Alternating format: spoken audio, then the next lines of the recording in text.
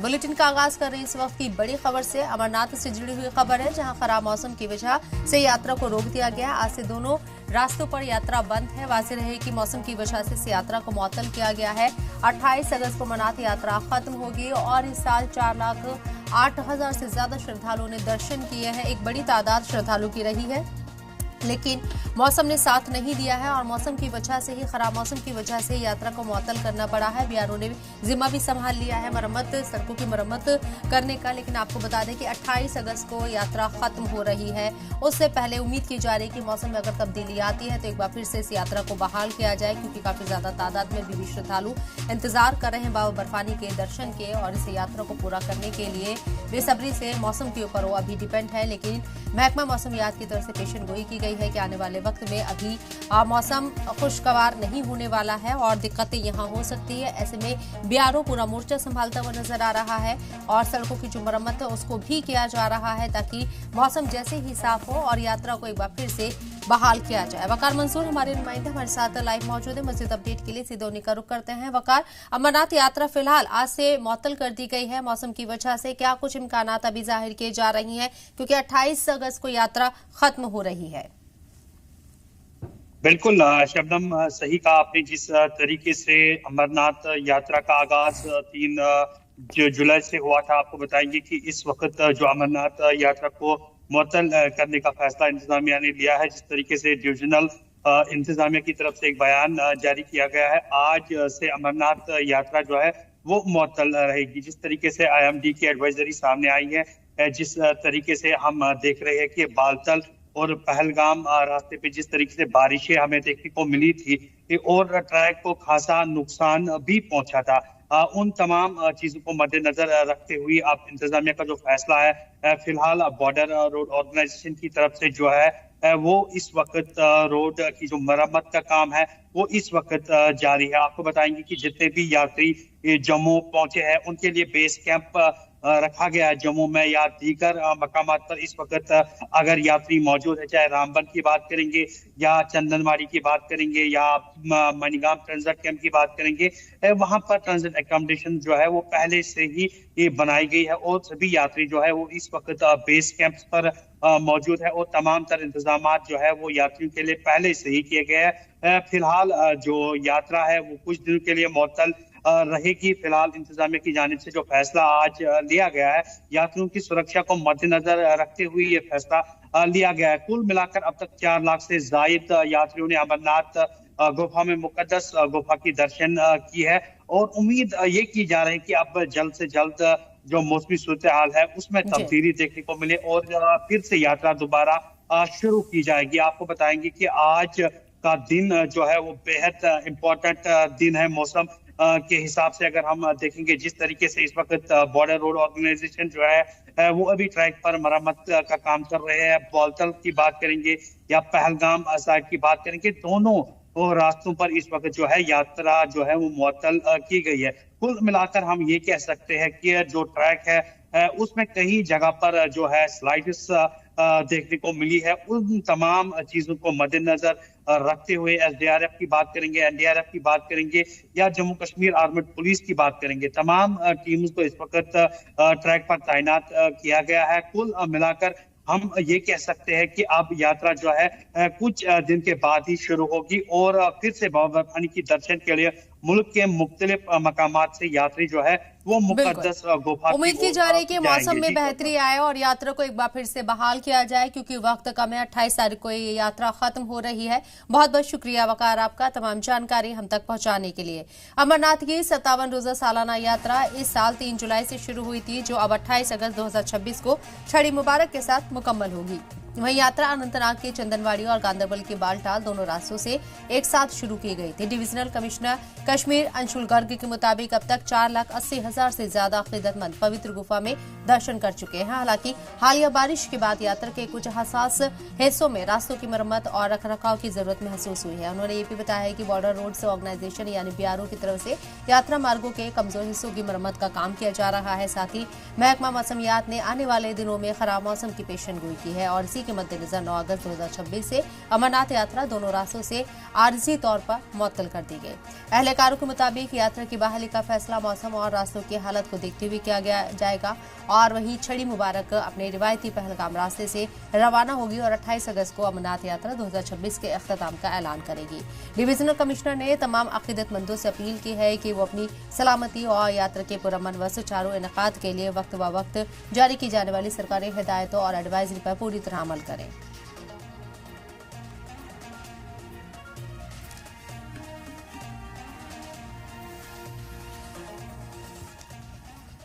North Kashmir के बारामूला जिले के सोपोर में पाबंदीशुदा जमात इस्लामी से कथित तौर पर जुड़े नेटवर्क के खिलाफ सिक्योरिटी एजेंसियों की बड़ी कार्रवाई जारी है। जानकारी के मुताबिक गैर कानूनी सरगर्मियों से मुतालिक कानून यानी यूएपीए के तहत दर्ज एक केस की तहकीकात के सिलसिले में 26 मकामात पर सर्च ऑपरेशन चलाया जा रहा है। सिक्योरिटी फोर्सेस और तहकीकाती एजेंसियां मुख्तलिफ मकामात पर तलाशी ले रही हैं। कार्रवाई का मकसद पाबंदीशुदा तंजीम से कथित तौर पर जुड़े नेटवर्क और उसकी सरगर्मियों के बारे में मालूमात जमा करना बताया जा रहा है। फिलहाल तलाशी मुहिम जारी है और कार्रवाई के दौरान किसी किस्म की बरामदगी या दूसरी अहम पेशरफ्त के बारे में मजीद तफसील का इंतजार है।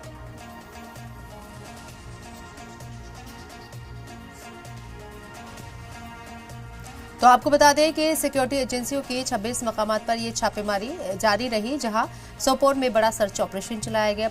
पाबंदीशुदा तंजीम से जुड़े नेटवर्क की तलाशी की जारी। बीएस सागर हमारे नुमाइंदे हमारे साथ मौजूद हैं। बीएस सागर, इस पूरी खबर को लेकर अभी आपके पास क्या अपडेट है? किन किन मकामात पर छापेमारी हुई है और एजेंसी के हाथ क्या लगा है इस दौरान? बिल्कुल शबनम जी, मैं आपको बता चलूं, शुमाली कश्मीर बारामूला का जो इलाका है, सोपोर बारामूला का जो इलाका है, जहाँ पे पहले से इन लोगों के खिलाफ एक एफआईआर हुआ था, लेकिन आज सुबह की अगर बात करें, सुबह 26 मुकामात जो है सोपोर इलाके के, चाहे हम यहाँ पे जो अलग अलग जो डिफरेंट इलाके हैं, चाहे अंदरगाम की बात करें, बमकुट की बात करें, बहुत से ऐसे इलाके हैं जहाँ पे यहाँ पे गैर कानूनी तौर पर या गैर कानूनी तौर पर जो लोग मुलवस पाए गए हैं, जो नेटवर्क से जुड़े हुए हैं या फंडिंग को लेकर, पहले इनके खिलाफ एफआईआर जो है लॉन्च किया गया था, लेकिन आज सुबह वहां पे छापा डाला। 26 मुकामात पर शुमाली कश्मीर बारामूला के सोपोर में छापा इस वक्त चल रहा है। पूरी तरह से जांच की जा रही है, चाहे हम जेएंडके पुलिस की बात करें, सीआरपीएफ या जितनी भी एजेंसी है साथ में चल रही है, और पूरी तरह से खंगाला जा रहा है कि कौन क्या कुछ यहाँ इनके रिहायशी घरों में मिलेगा। अभी भी अगर बात करें, सुबह से हमने देखा कि लगातार जो सर्च ऑपरेशन का सिलसिला लगातार जारी है। तो कहीं ना कहीं ये कहेंगे कि 2019 के बाद इस तरह की कार्रवाई हमें काफी तादाद में मिली, खासकर शुमाली कश्मीर बारामूला की बात करें, जो भी यहाँ पे टेरर फंडिंग की बात करें या बाकी जो गैर कानूनी तरीके से यहाँ पे कार्रवाई करना, उसको लेकर यहाँ अब कहीं न कहीं उनके खिलाफ शिकंजा कसा जा रहा है। वहीं पर शुमाली कश्मीर बारामूला के सोपोर इलाके में 26 मुकामात पर छापा डाला जा रहा है। इस वक्त भी वहाँ पे पूरी तरह से उनके घरों से खंगाला जा रहा है। तो अब क्या कुछ सामने आएगा, इसके लिए थोड़ा सा इंतजार करना पड़ेगा। जी शाम, पाबंदीशुदा तंजीम से जुड़े नेटवर्क की तलाश की जा रही है। पुलिस के पास जाहिर सी बात है कुछ इनपुट्स होंगे, इसलिए इस तरह की कार्रवाई को अंजाम दिया जा रहा है। कितनी लंबी ये कार्रवाई चलेगी? एक रोजा कार्रवाई है या आगे भी एजेंसी का यहाँ प्लान है? बिल्कुल शबनम जी, मैं आपको बता चलें, जब हम कश्मीर घाटी की बात करते हैं, 2019 के बाद इस तरह की कार्रवाई अमल में लाई गई, क्योंकि बहुत से ऐसे लोग हैं जो टेरर फंड से जुड़े हैं, जो लोग उनके खिलाफ अलग शिकंजा कसा जा रहा है। आप यहाँ पे जमात इस्लामिया से जो लोग हैं जो यहाँ पे गैर कानूनी तौर पर काम करते थे, उनके खिलाफ अब शिकंजा कसा जाए। इसी को लेकर एक कड़ी की अगर बात करें, आज सोपोर इलाके में 26 मुकामात पर वहां पे छापा डाला गया। मजीद यहाँ पे खंगाला जा रहा है। पूरी तरह से ये सामने आएगा कि इनके खिलाफ क्या कुछ मिला है। इसके लिए अभी थोड़ा सा रुकना पड़ेगा, लेकिन 26 मुकामात पे छापा डालकर इसमें थोड़ा समय लग सकता है। लेकिन यही कहेंगे कि टेरर फंडिंग को लेकर या बाकी गैर कानूनी तौर पर जो एक्टिविटीज करना, उनके खिलाफ जेएंडके पुलिस की बात, सीआरपीएफ की बात करें या जितनी भी एजेंसी है, पूरी तरह से मुतहरक हुई है। जी बहुत बहुत शुक्रिया बीएस सागर, आपका तमाम जानकारी हम तक पहुंचाने के लिए। अगली खबर का रुख करते हैं। एक अहम सियासी पेशरफ्त के तहत मुख्तलिफ सियासी जमातों से ताल्लुक रखने वाले 50 से ज्यादा कारकुन और हामियों ने आज कांग्रेस सेवा दल में शमूलियत इख्तियार कर ली है। ये शमूलियत श्रीनगर में कांग्रेस के दफ्तर पर एक तकरीब के दौरान हुई।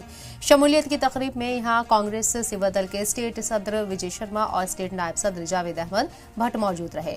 कांग्रेस सेवा दल में शामिल होने वाले नए अरकान ने कांग्रेस पार्टी को मजबूत करने और जम्मू कश्मीर के अवाम की बहबूद व तरक्की के लिए काम करने के लिए अपने अज़्म का इजहार किया।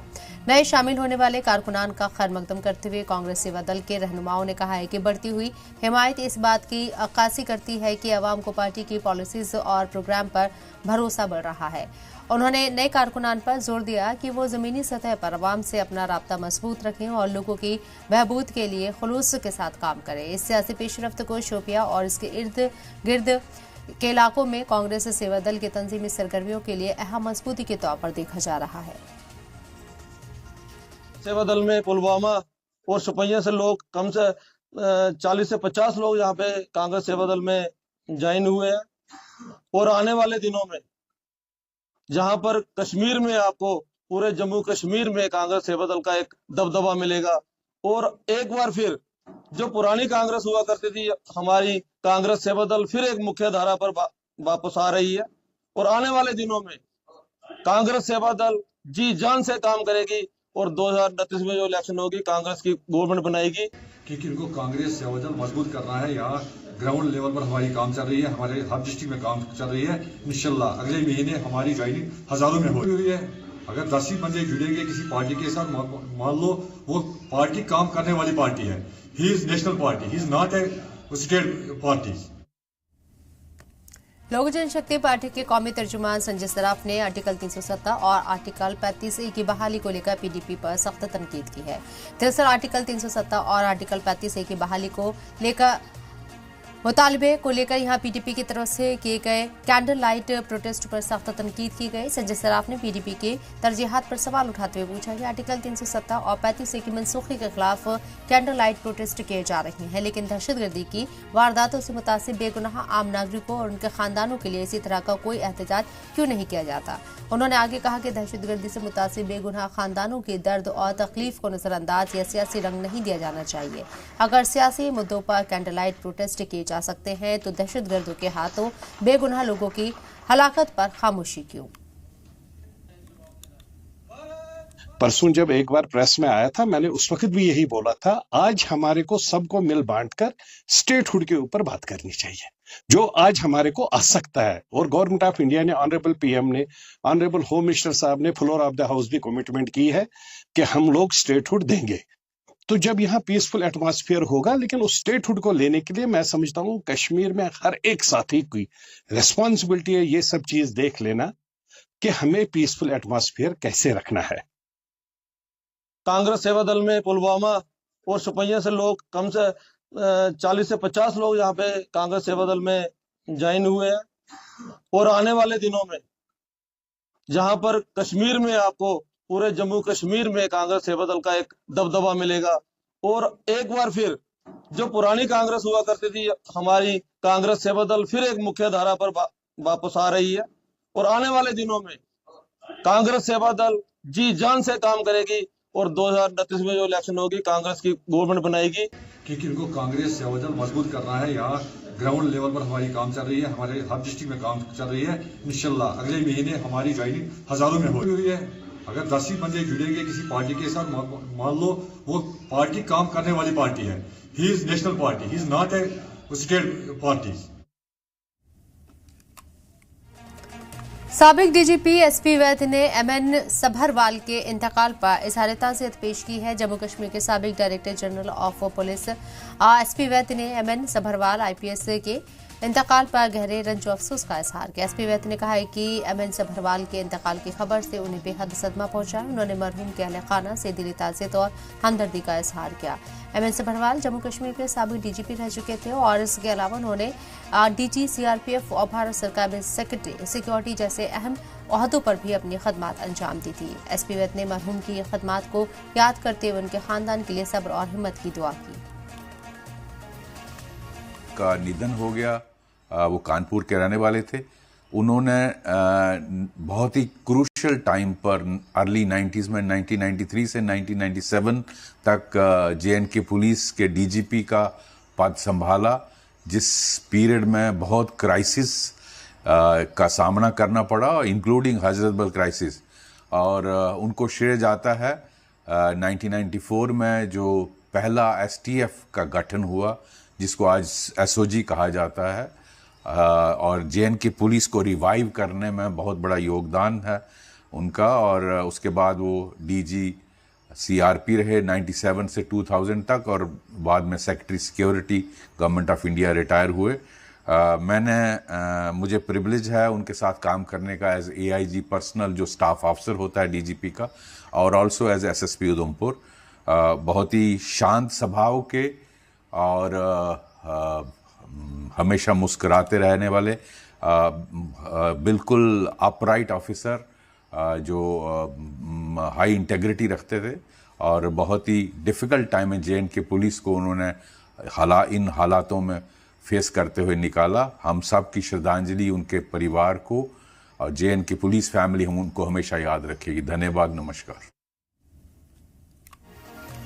बढ़ते आगे इसी के साथ अगली खबर का रुख करते हैं। कुलगाम में डिस्ट्रिक्ट लेवल सिविल सोसाइटी की तश्कील अमल में लाई गई है और जिले के मुख्तलिफ गांवों और कस्बों से आए नुमाइंदों ने फ्रूट मंडी कॉन्फ्रेंस हॉल कुलगाम में हुए इंतखाबी अमल में हिस्सा लिया। इंतखाब में आसिफ अहमद मीर को सदर, गुल मोहम्मद डार और नायब सदर और मोहम्मद इकबाल सोफी की जनरल सेक्रेटरी मुंतखब किया गया है, और इसके अलावा जॉइंट सेक्रेटरी, खजानची, मीडिया इंचार्ज, कानूनी मुशीर और दूसरे अहदों के लिए भी अहदेदारों का इंतखाब किया गया। इजलास के दौरान शरीक नुमाइंदों ने कुलगाम जिले के तमाम 240 गाँवों के तरक्याती मसाइल और बुनियादी जरूरतों को उठाने और उनके हल के लिए मुताल्लिका इदारों के सामने मामला रखने की जरूरत पर जोर दिया।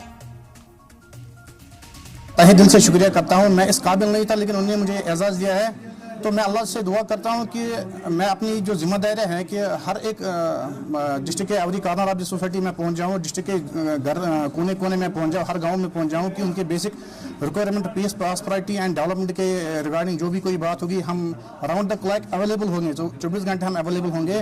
और ये डिस्ट्रिक्ट सिविल सोसाइटी कॉन्स्टिट्यूट करने का खास मकसद ये कि जो यहाँ के बेसिक मसले मसाइल हैं, डेवलपमेंट है, ट्रांसपोर्ट है, ट्रेड है, डिस्ट्रिक्ट हॉस्पिटल है, और कोई अवामी जो भी मसाइल है, उनको हम as soon as possible priority देके उनको हल करने की कोशिश करें। और ये मेरी मतलब प्रायोरिटी रहेगी कि उनको मैं हल करने का एज सुन एज पॉसिबल कोशिश करता रहूँगा और हर एक को साथ लेके चलूँगा। यौम आज़ादी से कबल जिला इंतजामिया पुलवामा की तरफ से त्राल में एक मेगा तिरंगा रैली का इनेकाद किया गया है, जिसमें सैकड़ों स्कूलों के तलबा, सरकारी मुलाजमिन और आम शहरी शरीक हुए। रैली का आगाज डिग्री कॉलेज त्राल से हुआ और बस स्टैंड पर जाकर अख्ताम हुआ। रैली की क़यादत deputy commissioner Pulwama doctor Basharat Qayoom ने की है। इस मौके पर त्राल के MLA Rafiq Ahmad Naik, additional deputy commissioner Tral Sajid Naqash और SSP अवंतीपोरा सज्जाद अहमद शाह के अलावा पुलिस और सिविल इंतजामिया के कई अफसरान भी मौजूद रहे। रैली में सैकड़ों लोगों ने हाथों में कौमी परचम लेकर शहर के मुख्तलिफ रास्तों से मार्च किया और देशभक्ति के नारे लगाए। रैली के दौरान साउंड सिस्टम के जरिए वतनी नगमे भी बजाए गए। रैली में शरीक लोगों ने इसे तारीखी मौका करार देते हुए कहा है कि त्राल में पहली बार इस तरह की मेगा तिरंगा रैली का इनेकाद किया गया। उनका कहना था कि बड़ी तादाद में अवाम की शिरकत कश्मीर में बदलते माहौल की अक्कासी करती है। आप खुद देख रहे हैं कि इसमें किस तरह से सभी स्टेक होल्डर आए हैं और एक भारी तादाद में पार्टिसिपेशन है। ये पिछले सालों की तरह इस बार भी जो हर घर तिरंगा कैंपेन है, इसमें इस बार ख़ास बात ये है कि जो वंदे मातरम जो हमारा नेशनल सॉन्ग है, उसके 150 साल जो पूरे हो रहे हैं, उसके कॉमेमोरेशन के साथ इसको इस बार की जो हर घर तिरंगा कैंपेन है, दोनों को साथ में सेलिब्रेट किया जा रहा है। और ये आवाम के इवेंट्स हैं और डिस्ट्रिक्ट पुलवामा पिछले साल भी और बाकी सालों में भी हर घर तिरंगा कैंपेन और जो वंदे मातरम कैंपेन है उसमें सरफहरिस्त रहा है। और फेज़ 1 में पूरे मुल्क भर में ज़िला पुलवामा 5वें नंबर पे था। और उसके लिए मैं यहाँ त्राल के सब डिवीज़न की जो आवाम है, इनको आज की रैली की मुबारकबाद देता हूँ। और हमारे डिस्ट्रिक्ट के सभी स्टेक होल्डर जो इसमें पार्टिसिपेट अभी कर रहे हैं या आगे आने वाले दिनों में पार्टिसिपेट करेंगे, उनको मुबारकबाद देता हूं कि उन्हीं की वजह से इस तरह की कैंपेन जो है, ख़ास तौर से जो आवाम, यूथ हैं हमारे और बाकी जो स्टेक होल्डर्स हैं, उनकी वजह से ये कामयाब रहती है। बीजेपी की बांदीपुरा यूनिट की तरफ से जिले में तिरंगा रैली का इनेकाद किया गया। ये रैली पार्टी की तंजीमी सरगर्मियों के तहत निकाली गई। रैली की क़यादत बीजेपी के state general secretary Anwar Khan ने की और इस मौके पर पार्टी के कारकुनान और ओहदेदारान ने बड़ी तादाद में शिरकत की। रैली में बीजेपी कारकुनान ने हाथों में कौमी परचम लेकर मार्च किया, मुख्तलिफ नारे लगाए। पार्टी की तरफ से बताया गया कि इस प्रोग्राम का मकसद जिले में पार्टी की तंजीमी सरगर्मियों को मजबूत करना और कारकुनान से राब्ता बढ़ाना है। इस मौके पर पार्टी के तंजीमी अरकान ने अवामी सतह पर राब्ता बढ़ाने और पार्टी की सरगर्मियों को मजीद मुस्तहकम करने पर जोर दिया। जब से नरेंद्र मोदी जी की सरकार हमारे मुल्क में आई, तब से आपने देखा कि हर 15 अगस्त हो या 24 जनवरी हो, हमारी पार्टी हर घर तिरंगा और घर घर तिरंगा की रैलियां जो है वो निकाल रही है। और सबसे अच्छी बात जो इसमें है, भारतीय जनता पार्टी के जो लीडर है, जो हमारे कार्यकर्ता है, वो तो अपने घरों पे तिरंगा लगाते हैं, अपनी दुकानों पे तिरंगा लगाते हैं, मगर उसके साथ साथ आपने देखा होगा कि आज इसमें हमारी स्कूली बच्चे हो, हमारे जितने भी ऑर्गेनाइजेशन हो, वो भी अपने हाथ में तिरंगा लेके इस तिरंगा की इज्जत, इस तिरंगा की आन बान शान से इसको लहराते हैं, अपने घरों में लहराते हैं, अपने जो दुकानें हैं उन पे लहराते हैं, अपने दफ्तरों में लहराते हैं। आज देखा बांदीपुरा में भी इसकी शुरुआत होगी। हर घर तिरंगा मुहिम और कौमी तराना वंदे मातरम के 150 साल मुकम्मल होने के मौके पर पुंछ जिले में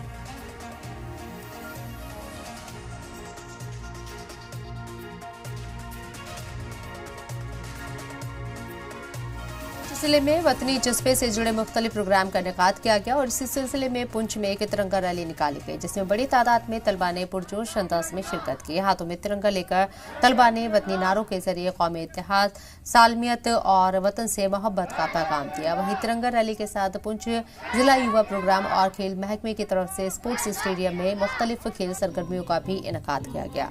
खेल मुकाबलों में नौजवानों और बच्चों ने बढ़ चढ़कर हिस्सा लिया। खेल सरगर्मियों के जरिए नौजवानों में पाबंदी जब्त, टीम स्पिरिट और वतनी जज्बे को फरोग देने की कोशिश की गई।